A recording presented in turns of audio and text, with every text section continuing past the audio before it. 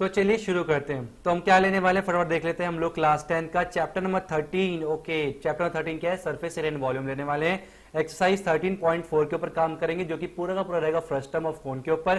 Frustum of cone क्या होता है, उसमें जितने भी फॉर्मुलेज है, कैसे आए, ड्राइव कैसे हुआ है, उन सबकी कंप्लीट वीडियो मैंने बना के ऑलरेडी अपलोड की हुई है। ठीक है, अगर आपने वीडियो नहीं देखी तो आप लिख सकते हो फ्रस्टम ऑफ कोन बाय ज्ञानगीड़ा, आपको वीडियो मिल जाएगी।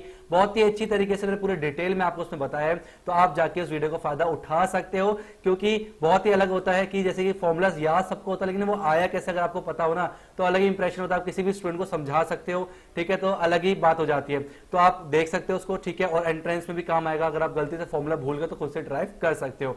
अगर आप नए हैं तो अगर आपने चैनल को सब्सक्राइब नहीं किया, चैनल को सब्सक्राइब कर लीजिए, क्योंकि ये जो चैनल है आपके लिए बहुत ही ज्यादा बेनिफिशियल रहने वाला है इस जर्नी में। ठीक है, और आप हमें ज्वाइन कर लीजिए टेलीग्राम ग्रुप में।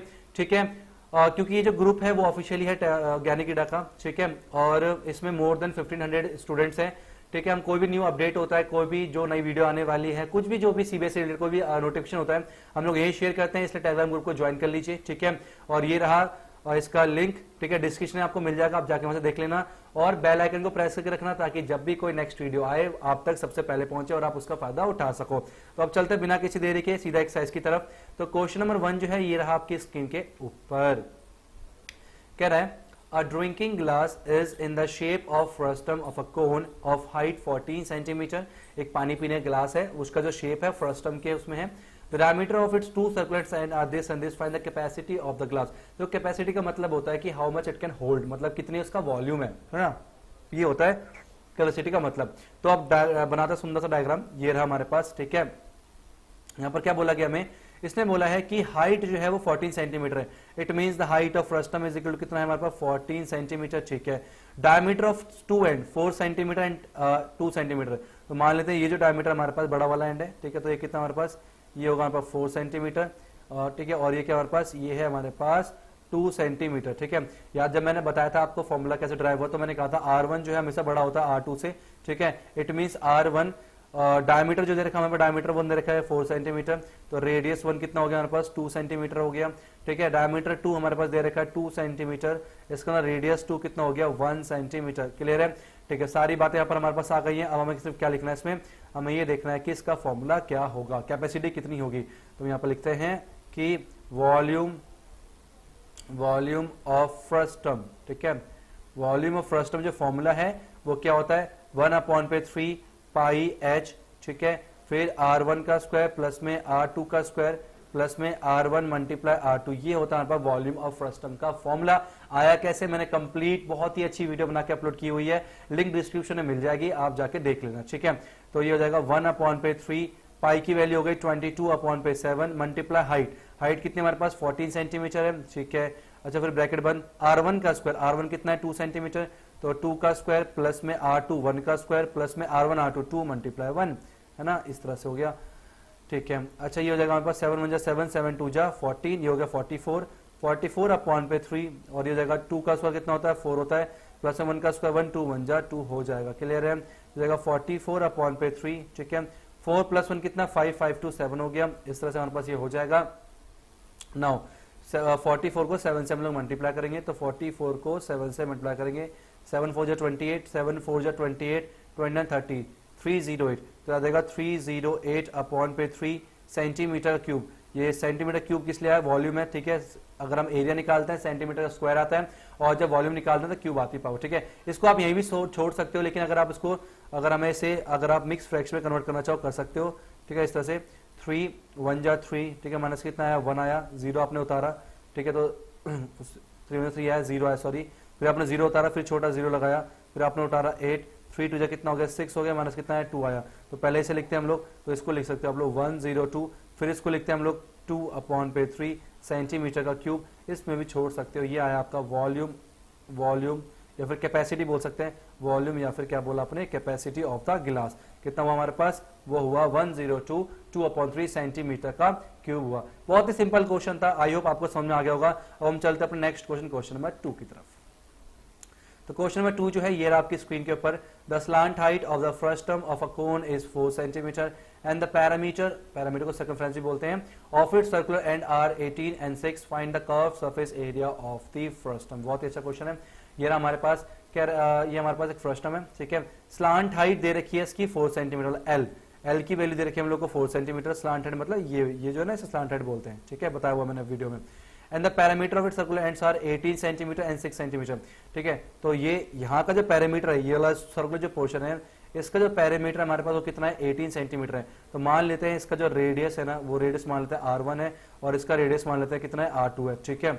अच्छा, अगर इसका सर्कुलर एंड का पैरामीटर कितना है, 18 सेंटीमीटर है, ठीक है। तो अपर, तो हमें पता है सर्कमफ्रेंस, ठीक है, सर्कमफ्रेंस ऑफ अपर एंड, ठीक है, इज इक्वल कितना रखा है, 18 सेंटीमीटर। अच्छा, सर्कमफ्रेंस का मतलब क्या होता है, 2 पाई आर, तो 2 पाई आर कितना है, R1 है, इज इक्वल टू कितना हो गया, 18 हो गया। तो यहां से हम देख सकते हैं R1 इज इक्वल टू हो गया 18 अपॉन पे 2 पाई, ठीक है, 2 1 जा 2, 2 9 जा 18। तो R1 की जो वैल्यू है कितनी आ गई, 9 अपॉन पे पाई आ गई।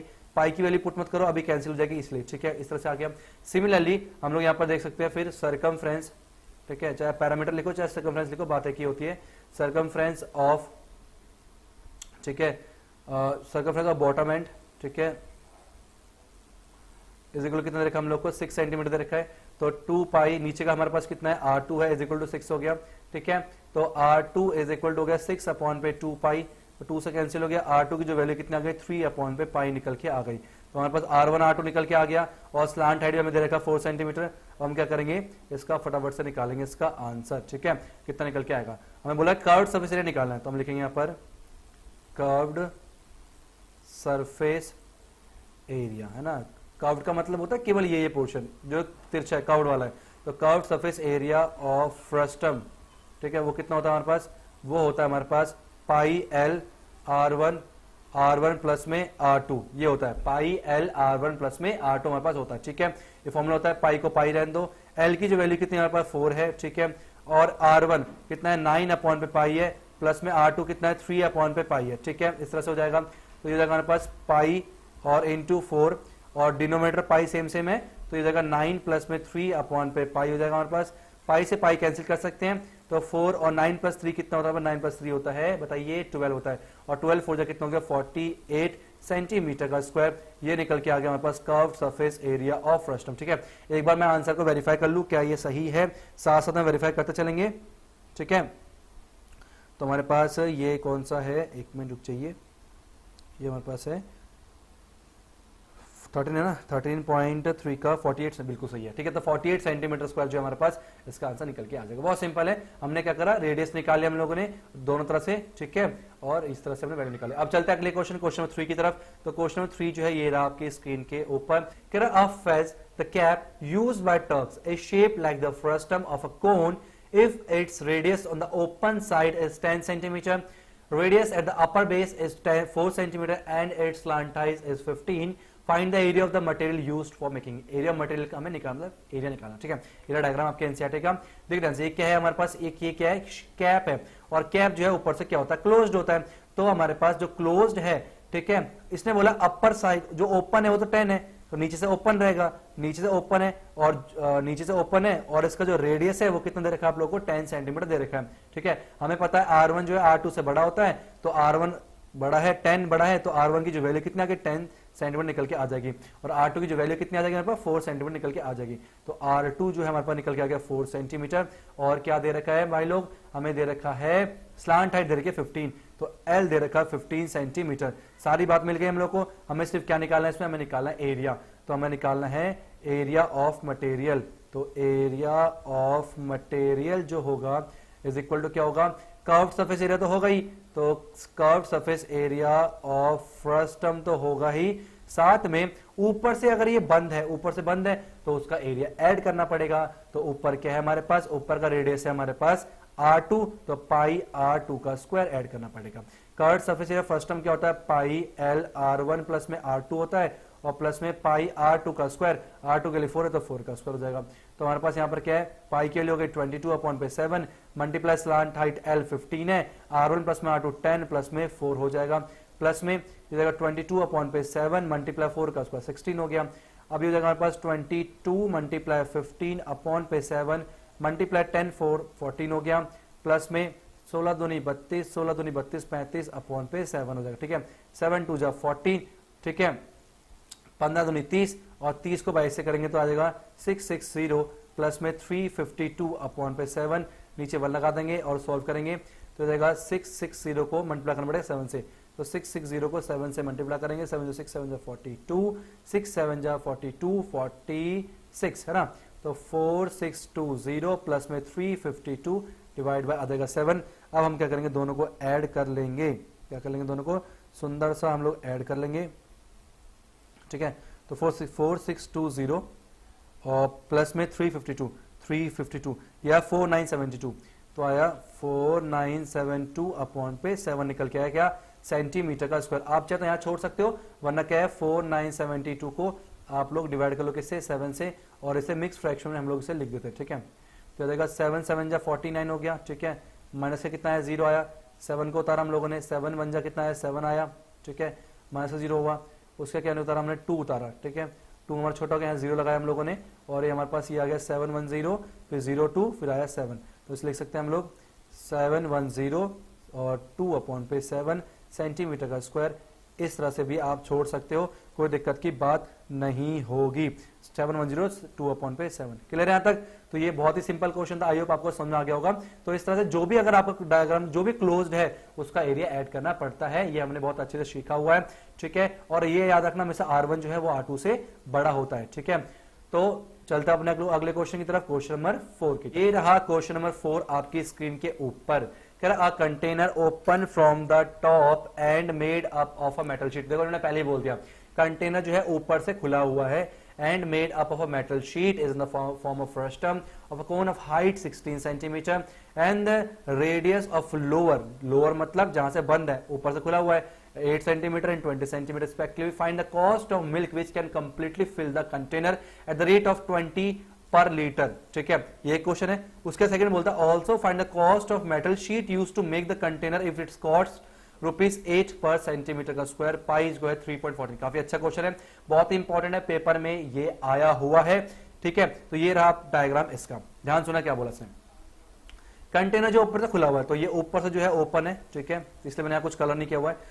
तो ऊपर और अपर एंड का जो हमारे पास है क्या रेडियस जो है हमारे पास वो कितना 20 सेंटीमीटर। ठीक है, तो ये जो रेडियस है हमारे पास वो कितना दे रखा है 20 सेंटीमीटर दे रखा है, मतलब ऊपर R1 दे रखा है 20 सेंटीमीटर। क्लियर है यहाँ तक। ठीक है, लोअर जो कि बंद है, नीचे से बंद दिख रहा है आपको, तो नीचे का जो रेडियस दे रखा है इन लोगों ने वो दे रखा है 8 सेंटीमीटर।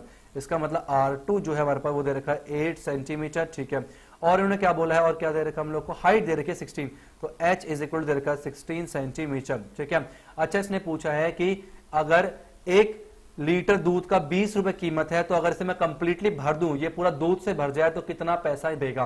ठीक है, तो पहले निकाल लेते हैं वॉल्यूम को कन्वर्ट करेंगे लीटर में और फिर हम यहां से आंसर निकालेंगे। ठीक है, तो हमें पता है वॉल्यूम ऑफ फ्रस्टम क्या होता है, बताइए वॉल्यूम। ठीक है, वॉल्यूम ऑफ फ्रस्टम जो है वो होता है 1/3 पाई H R1 का स्क्वायर प्लस में R2 का स्क्वायर प्लस में R1 मल्टीप्लाई R2 होता है वॉल्यूम ऑफ फ्रस्टम। ठीक है, तो इसको करके वैल्यू पुट करेंगे 1/3 पाई लेना है 3.14 मल्टीप्लाई H की वैल्यू 16 है, R1 का स्क्वायर मतलब 20 का स्क्वायर। ठीक है, R2 का स्क्वायर का मतलब हो गया 8 का स्क्वायर, R1 R2 मतलब हो गया 20 मल्टीप्लाई 8। कोई प्रॉब्लम कोई दिक्कत नहीं होनी चाहिए, बराबर में क्या निकल के आया, ये तो कटेगा नहीं, तो 16 साथ साथ हम करते चलते हैं इसे कैलकुलेशन। ठीक है, तो ये हमारे पास है 3.4 को 16 से। ठीक है, 3.14 को मल्टीप्लाई करना हमें किससे 16 से, तो हमारे पास निकल गया 50.24 अपॉन पे 3। ठीक है, और 20 का स्क्वायर हो गया 400, 8 का स्क्वायर हो गया 64 और 8 दूनी 16 160 हो गया। ठीक है, इस तरह से, तो जो कि ये बन जाएगा हमारे पास अब 50.24 अपॉन पे 3 मल्टीप्लाई 400 प्लस में 64 कितना आ जाएगा, देखो 040, तो 4 निकल के आएगा। ठीक है, 6 6 12, तो ये कैरी क्या दोनों यहाँ निकल के आएगा। ठीक है, उसके 4 5 और 1 6 624 निकल के आएगा। ठीक है, एक बार जो है क्रॉस चेक कर लें ताकि आंसर में कोई दिक्कत नहीं आनी चाहिए, है ना। तो ये जगह 64 प्लस में 160, वेरीफाई कर चल रहा हूं मैं, 6 बिल्कुल सही है, ठीक है। और उसको अगर हम 3 से काटेंगे तो ये आएगा 208, ये कितना आएगा 208 निकल के आ जाएगा। तो हमारे पास 50.24 को हमारे पास क्या है मल्टीप्लाई करेंगे कितना 50.24 को अगर हम मल्टीप्लाई करेंगे तो निकल के आएगा 10449.92 और हमारे पास सेंटीमीटर का क्यूब हो जाएगा, ठीक है, सेंटीमीटर क्यूब हो जाएगा। अब ये तो निकल गया हमारे पास सेंटीमीटर क्यूब में, ठीक है, लेकिन हमें लीटर में सारा कुछ दे रखा है, 1 लीटर का 20 रुपए है, तो हमें क्या, हमें ये भी आपको याद रखो, ठीक है, नोट करके रख लो इसे। क्या नोट करना आप लोगों ने, ये नोट करना कि 1 सेंटीमीटर क्यूब में ना 1 लीटर आता है, 1 centimetre cube is equal to 1 litre होता है, ठीक है। तो मैं 1 सेंटीमीटर क्यूब में 1 लीटर होता है, क्लियर है, सॉरी 1000 सेंटीमीटर क्यूब में, सॉरी 1000 सेंटीमीटर क्यूब में हमारे पास क्या होता है 1 लीटर निकल के आता है, ठीक है, इस तरह से होता है।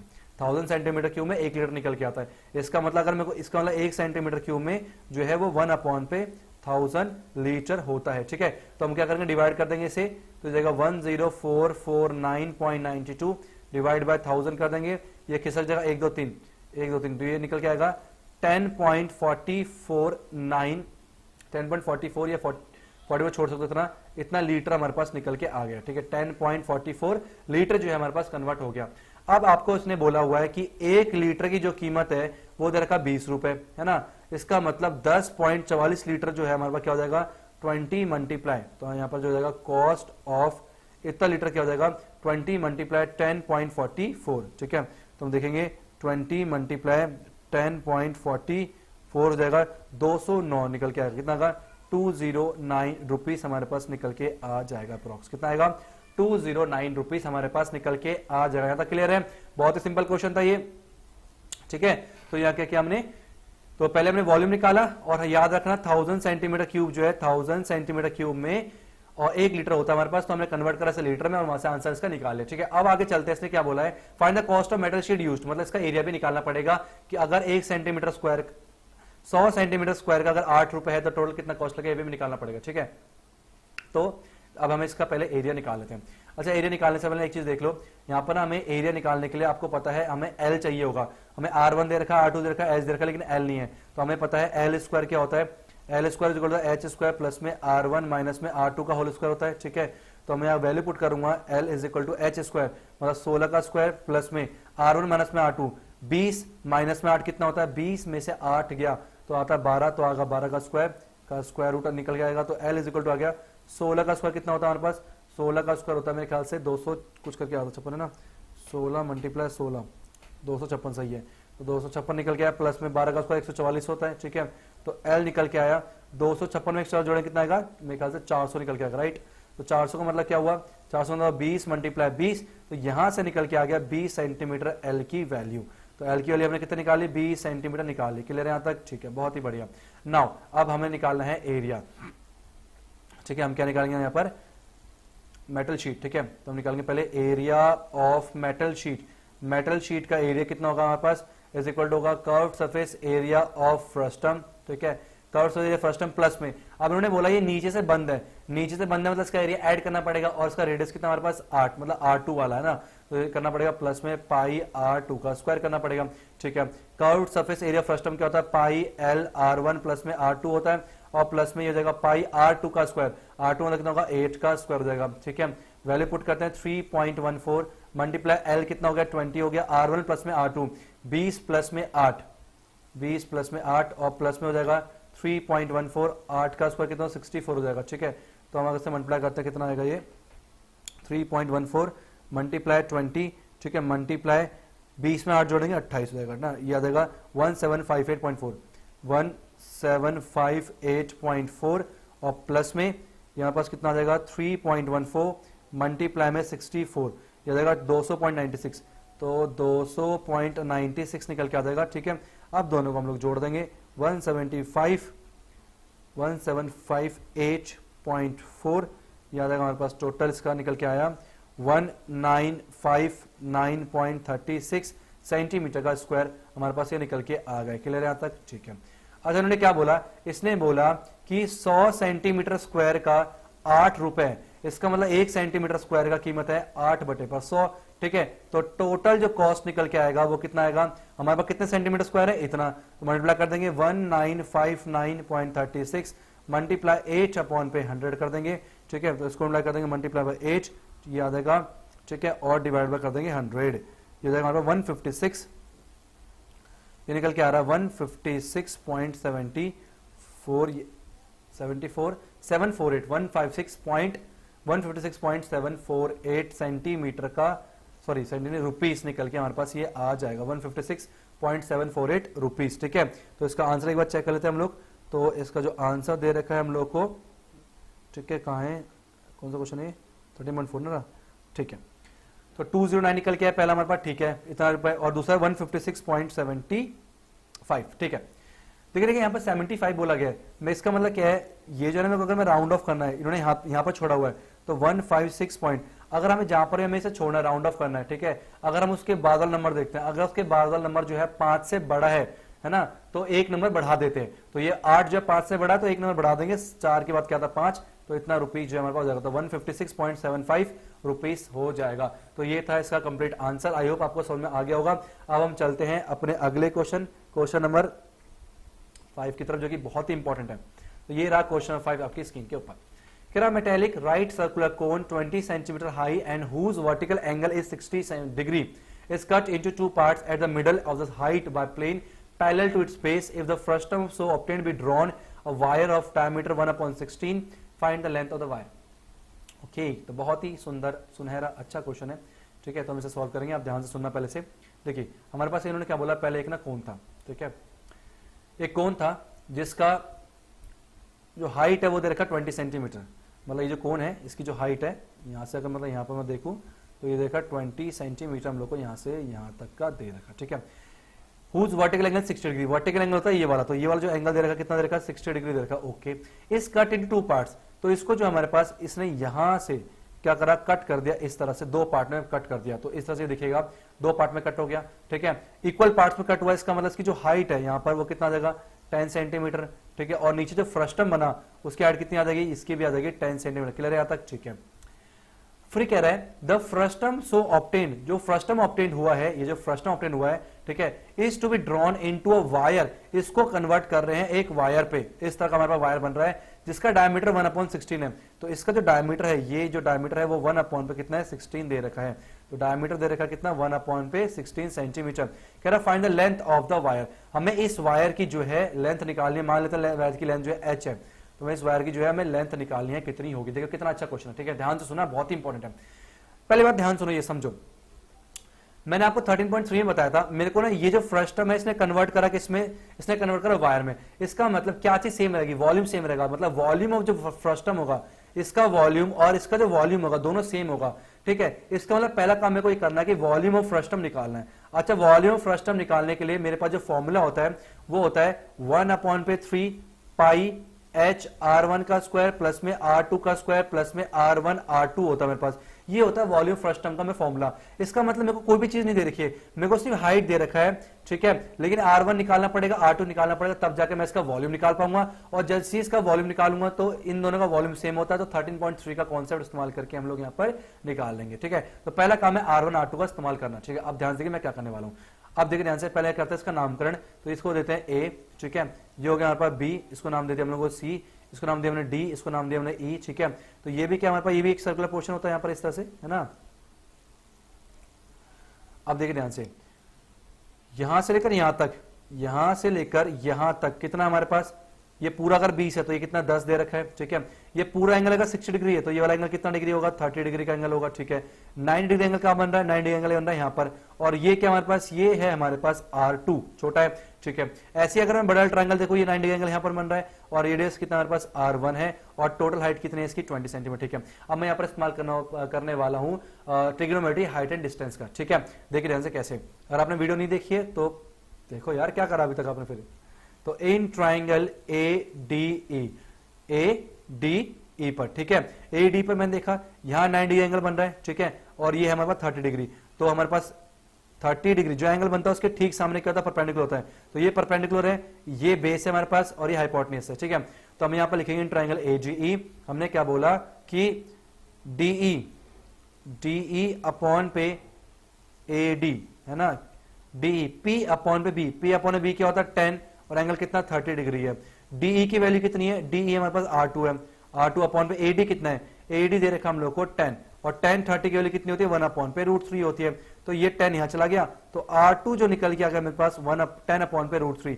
लो भाई R2 तो मेरे पास निकल के आ गया 10 अपॉन पे √3। कोई प्रॉब्लम यहां तक, कोई प्रॉब्लम नहीं आता, कोई प्रॉब्लम नहीं है, ठीक है। सिमिलरली अब दूसरा ट्रायंगल काम करेंगे ए बी सी पे, तो हम बोलेंगे अब in triangle A B C पे हमने काम किया, ठीक है। फिर से वही हमारे पास ये एंगल यहां पर बना हुआ है, इसके ठीक सामने परपेंडिकुलर होगा, ये परपेंडिकुलर है तो परपेंडिकुलर अपॉन बेस क्या बन जाएगा ए बी बन जाएगा, तो बी सी अपॉन पे ए बी बराबर हो जाएगा हमारे पास 10 30 अगेन हो जाएगा। बी सी की जो वैल्यू कितनी R1 है अपॉन पे ए बी कितना है, ए से लेकर बी तक कितना हमारे पास टोटल 20 हो गया, तो 20 इज इक्वल 10, ये अगेन 1 अपॉन √3, ये 20 यहाँ चला गया, तो R2 की जो वैल्यू कितना आ गई 20 अपॉन पे √3 निकल के आ गई है। तो ये R1 R2 की वैल्यू निकल के आ गई है। H मेरे पास ऑलरेडी दे रखा था तो मेरा सारा काम बन गया, तो मैं यहाँ पर लिख सकता हूँ कि वॉल्यूम ऑफ फ्रस्टम, ठीक है। अब देखिए ध्यान से, ये सब निकल गया मेरे पास। अब इतना मेरे को पता है कि वॉल्यूम ऑफ फ्रस्टम जो है इस वॉल्यूम ऑफ वायर के बराबर होगा। अब ये वायर की शेप में, ये वायर है सिलेंडर की शेप में, सिलेंडर की शेप में, और सिलेंडर का वॉल्यूम क्या होता है पाई R², H होता है। इसका मतलब यहाँ पर हो गया वॉल्यूम ऑफ फ्रस्टम, ठीक है। देखिए यहां से फ्रस्टम इज इक्वल टू क्या हो जाएगा हमारे पास, वो हो जाएगा वॉल्यूम ऑफ वायर के बराबर, ठीक है। वॉल्यूम फ्रस्टम क्या होता है 1 अपॉन पे 3 पाई, ठीक है, H R1 का स्क्वायर प्लस में R2 का स्क्वायर प्लस में R1 into R2 is equal to volume of wire क्या है, वो हो जाएगा पाई R²। देखिए इसका डायमीटर दे रखा 1/16, तो रेडियस कितना हो जाएगा, रेडियस होता है डायमीटर आधा, मतलब आधा करेंगे किसका डायमीटर का, तो डायमीटर का आधा कितना आ गया 1 अपॉन पे 32 सेंटीमीटर जो है इसका रेडियस निकल के आ जाएगा, ठीक है। तो ये पाई इंटू हो जाएगा पाई R², तो R कितना है 1 अपॉन पे 32, स्क्वायर है तो 2 बार लिखेंगे, और इंटू हाइट मतलब लेंथ जो है हमें नहीं पता, यही हमें निकालना है। तो पाई से यहाँ पर पाई हो गया कैंसिल, ठीक है, पाई से पाई कैंसिल हो गया। अब वैल्यू पुट करते हैं 1 अपॉन पे 3, ठीक है, और ये H दे रखा है, हाइट ऑफ फ्रस्टम कितना दे रखा है हम लोग को 10 दे रखा है, तो मल्टीप्लाई 10 हो जाएगा, ठीक है। R1 का स्क्वायर, R1 कितना है 10 अपॉन पे √3, तो 10 अपॉन पे √3 का स्क्वायर हो गया।